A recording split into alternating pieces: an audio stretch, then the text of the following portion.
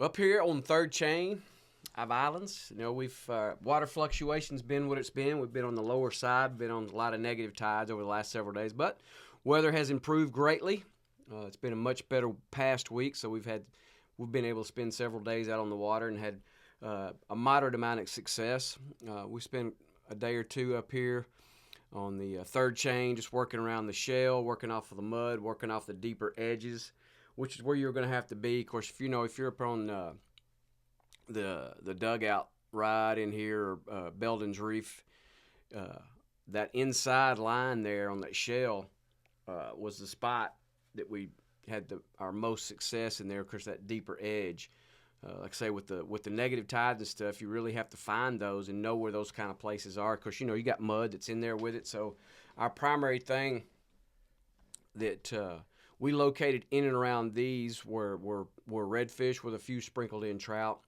Wasn't great numbers as far as the amount of fish that we caught, but the fact of the matter is the water being dropped out and being a negative tide, it helps concentrate your fish. So when you find those deeper guts and deeper edges that still has your structure that you need for this time of year, just based on water temps, we're still in the 50s, mid to upper 50s. Now it's going to change somewhat this upcoming week, as it looks like we have a beautiful week ahead that's going to be in the mid to upper 70s for the majority of the week. So that's going to change your water temps as well. But that said, like I said, we were just working these inner edges, working the mud, working the clump shell, in and around these types of things here on that third chain. Even got out here on the outside, headed down toward Cedar Bayou, the Cedar Flat, all this area out here, just working that edge on that the deeper of the water. Of course, if you were fishing up here, you saw a lot of shell. And like I say, it's again, I've mentioned in the past, it's a great opportunity when you have those negative tides. If you're able to run up there and get into some of those areas, you can mark the hazards that you typically do not see when you have a regular or above regular tide. So it just kind of helps you have a little wherewith when you're working an area that's got lots of shell and lots of hazards. So hopefully you had a chance to take advantage of that. But again, as I was saying, we just worked these areas like that, and we just kind of focused on that. A lot of patience this past week in some areas. There were some days were a little bit dicier than others, but for the most part, it was pretty good. 16th ounce jig heads, primary baits that we were using down south. Of course, we're in that new moon phase, so it was pretty good for us as far as our bites in and around the minor rising, and then the minor or the major over were both good bite frames for us this past week, all the way up into the weekend. And still we had a little chilliness that popped in toward the end of the week, little old light front that came in there that dropped our temperatures back into the upper 30s and 40s, but it rebounded nicely back into the low 70s. So your morning time was pretty chilly run, but your midday and afternoon were really nice as it warmed up favorably. So always take advantage of when you can get those weather reports like that. And depending on what weather app that you use or what you check, again, what I've mentioned before too, when you get those really cold days or cold mornings, and you see what the afternoon's going to be, if it's going to be in the upper 60s, 70s, back your leave time up unless you just can't do it. Back it up to 8, 9, 10 o'clock, and then fish the really good time of the day with that water starting to warm up, and those fish are coming out of that little bit deeper water and getting up on some of those warmer mud flats and grass flats. So it's really it can be very productive for you, because if you'll notice, you don't see a tremendous amount of bait activity early mornings on a chilly day, but then as that sun warms the flats up, you'll start seeing that bait get really active on the edges and get up on that grass or mud flat, and that's just it's a good, nice recipe to have in your back pocket to kind of execute when that happens. So anyway, back to the bait choices. We were primarily throwing down south, original, supermodel, a little bit of burner shad. We stuck to more with this new moon phase. We were sticking more to the 4 and 5 and 6 inch baits, depending on which bait flavor you were throwing. Mirror lure Little Johns, Little John XL. We were throwing those. Pav lures, basically the 5 and 6 inch in theirs. We're throwing some Coastal Brew. The 5 inch and 6 inch baits that they have, they were all the rat tails. And of course, we had the knock and tail that we sprinkled in there as well. That did pretty good for us. But you could locate fish. We just worked these areas really well. Like I said, it was just a patience week. Just take your time working these areas, working the drop-offs. There's some of these areas just wasn't very much water into, so it wasn't kind of worth your while to fish until later in the day. We had a little bit of water come back, a little bit more water temperature warmed up. So again, later in the day for us was the play to find and catch our fish that were up in these areas.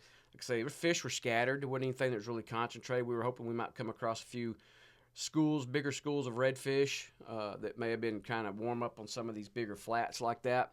That did not transpire for us, but again, we did find some singles and some doubles and triples here and there.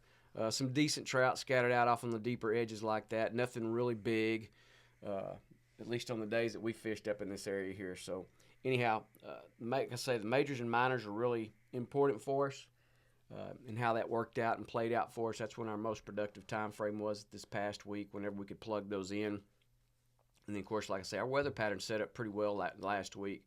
It's very manageable by all aspects of it. So that was nice, especially coming off the week before when we had the super cold weather. Again, looks like another upcoming week that's going to be spectacular as far as weather goes. If you have the opportunity and you're around, you can get out on the water, take advantage of that, because we don't know how long that's going to last before our next little cool front starts to push in here, and see what happens with that. Back here on the backside of Mud, here up against the St. Joe shoreline, it's what they call the super flats. If you fish this area, you know. Again, with our water levels dropping what they were, a lot of negative tides, we were trying to get out here on the edge of these grass flats, finding the guts, finding the deeper drops, finding the deeper holes that are around there. And if you've spent very much time on this, whether it be wintertime, springtime, summertime, whatever, and you've waded this, you know that there's some good areas that are in here like that. So there was a couple of days that set up for us. We had a light north breeze, northeast breeze, northwest breeze, and it really sets up good for this. So you get a little bit of protection off of Mud there when it's coming from that direction, but not mainly from that. But it sets up good because it pushes you back toward Lydia Ann. You can get out there on that bar that's right there off of the Lydia Ann channel that drops off. We were, of course, that's a couple hundred yards off the shoreline. Well, we were trying to find the shallower cuts or guts and potholes and deeper holes later in the morning or early afternoon. But early morning, we would spend our time out here on that deeper edge, just kind of walking that bar and fishing off into that, 4, 5, 6 foot of water that's out here. If you fish that, just kind of spent time down there. A lot of dolphin activity that were out there, so that's always a good indicator. Let you know that there's fish more than likely that are hanging in and around that. And we found fish. Again, it's not great numbers that were in there. Just had to be patient with that. We caught a bunch of undersized trout that were in there, and then about every probably 5th or 8th cast, you'd catch a mid slaughter, 17 to 19 inch trout that would be hanging in there, which was a nice solid fish. And then, as we got closer to the shoreline, we worked later in the day and some water came back for us on top of that. So we had later incoming tides with that minor rising like that pushed some water in there later in the afternoon. So we had some more water to deal with, a little bit warmer. And then we could work these deeper holes and potholes that were up here on the flat. And of course, you could see a lot more bait activity. And of course, that paid off for us as we worked those there. Large majority of the fish that we did catch on the days that we spent up here were primarily pothole fish. They were coming off the edge of it, hanging in the middle of it, or transferring from one pothole to the next, maybe a little gut or a cut or anything like that, like there at North Pass. Wasn't a whole lot of water that was back in there, but the holes that are out in front of that are good. And then, of course, if you came on around, you got your nice little sections. You go toward Blind Pass, you've got a nice little deeper hole that's out there that we found fish that were kind of concentrated in that. So it made a lot of sense for us. Of course, that's a little bit more difficult to fish because you got to fish it from the deep side moving in, depending on how much wind you have. Now, if you had something like I think I had 1 or 2 guys that were throwing corkies or soft dines, so they could contend with that wind in their face, so it wasn't that bad. But if you were throwing a light-weighted jig head, like the 16th ounce that I like to throw, then it was a little bit more difficult. So had to kind of reverse a little bit and approach it differently. But there was opportunities that were up and down the shoreline. Like I say, they weren't just just tons and tons of opportunities, but there were some that were there. Again, it became a patience game. You just have to know that and trust the fact that you're seeing the stuff that you need. You see bait working in the area. You got the right kind of structure, i.e. grass, mud, some clump shell that's in there. You've got a deeper edge. So there's a lot of things that were in our favor that we're working this here. So,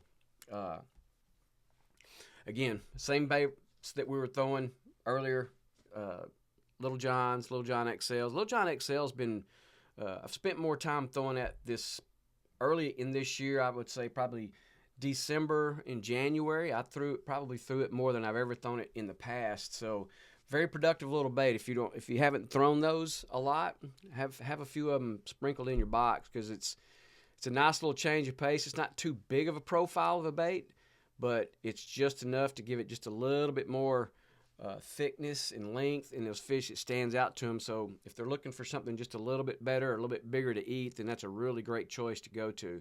And then again, it's just a matter of matching your water clarity to what bait you want to put on it. But anyway, the XL's been good for us. Again, down south in all three sizes, or four sizes, should I say. We threw the burner shad some. We threw the OG. We threw the big smooth. And then, of course, the supermodel. All of those incorporated into our fishing day. And then, of course, I think we had some more Pav lures and coastal brew baits that were in the rat tail, that's their signature profile for those baits. And then I had some Marker 54 paddle tails. Haven't thrown the jerk shrimp much at all in the past 2 or 3 months with that, but their paddle tail, again, the paddle tail's pretty good bait. So just another one for your arsenal for your fishing. Again, just the 16th ounce jig head. We're working these major minors, watching what the tidal flow does this past week. We had late water coming back in, a lot of water moving out overnight, so we try to target the early afternoon, late morning time frame. If the bite, our window for the major or the minor fit into that time frame, then that's what we would do, is try to work around that just to kind of let that water warm back up for us. So it proved to be beneficial. It's a good tactic, just something to put into your back of your brain as we've got some beautiful weather that's coming up. So if you get the opportunity to be out on the water this coming week, take full advantage of it. Up here in Turtle Pen.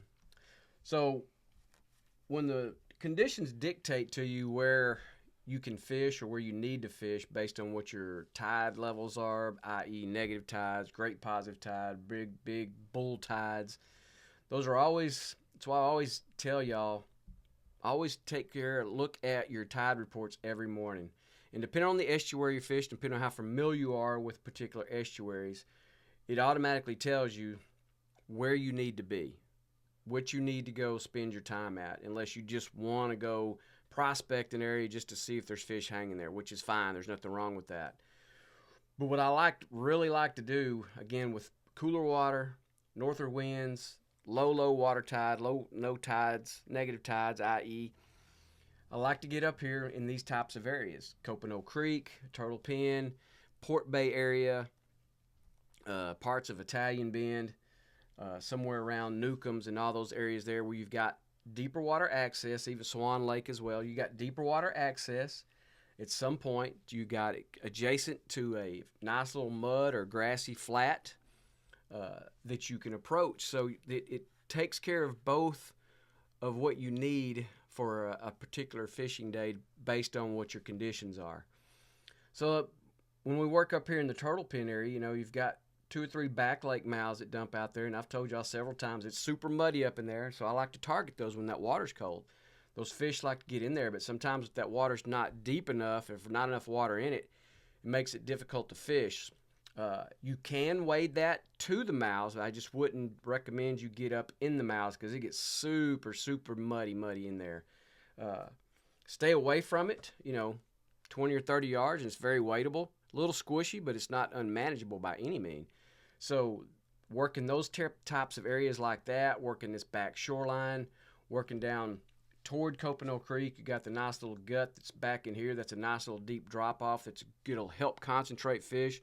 We found several trout stacked in that creek on a particular day, and you just kind of stood there and caught them one after the other until they got tired of eating in didn't want to eat anything else. So, and then of course you got this nice little mud flat on this side that goes way out off the shoreline. You got a nice little drop that's out there. And we found some redfish hanging off there on that thigh deep water that were in there, and just working the edges of that. So this area here really set up for us on the particular day that we spent on it, based on what our conditions were. That's why you always need to have 2 or 3 locations in an area that you're going to fish that you are familiar with, that if one location doesn't work out for you because of the tide or because of the wind or because of protection or whatever, that you have other areas that can set up to, that you can get to, as long as you can navigate them safely depending on what the weather's doing. The day that we spent up here wasn't bad at all, a little chop in the water, but once we got tucked up against that shoreline, that north breeze gets knocked down and you can fish it comfortably and it's not a problem. Always have that in your back pocket and work in these areas like that. But again, that little gut that we were working there, we were just throwing the Little Johns in the down south original size back up in there and just fishing that gut and just bouncing it up that face of those little sides and having really good success in there. Again, there was nothing big. It wasn't any great, oversized trout or anything like that. It was fun catching. So you're catching those 14s to 17s in there, and it was a lot of fun. We caught a lot of them. And then kind of topped the day off, we slid out there off of this point over here, fishing that little bit deeper edge off of that mud flat. And there was bait that was up on top of that flat, so it made sense for those fish to want to hang off that edge until they really wanted to come up. And that's where we caught our redfish that were out there. So those were caught on multiple different baits, soft dines, double D's, the down south lures. We were throwing the knock and tail lures in there. So there was multiple different flavor baits that those fish were eating on that particular day, and it was a nice little warm up day. It'd been kind of chilly for a few days, but nice little warm up. I think we got up into the mid to upper 60s, and that water warmed up nicely. Those fish became more active. Obviously, the bait became more active. So everything played out into our favor. So we chose correctly on that particular day. Now, would that have been the same on the southern end? I don't know.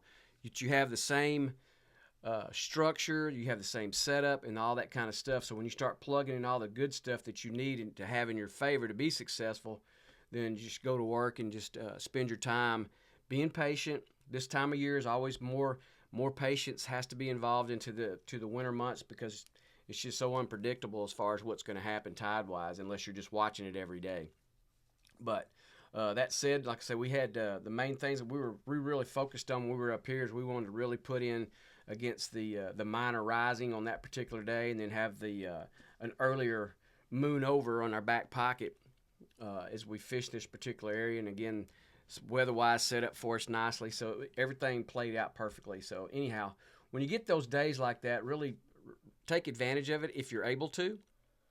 And that way, again, it's another thing of just more time on the water, the more things that you put in your back pocket that makes you that much more experienced and helps you out in days to come.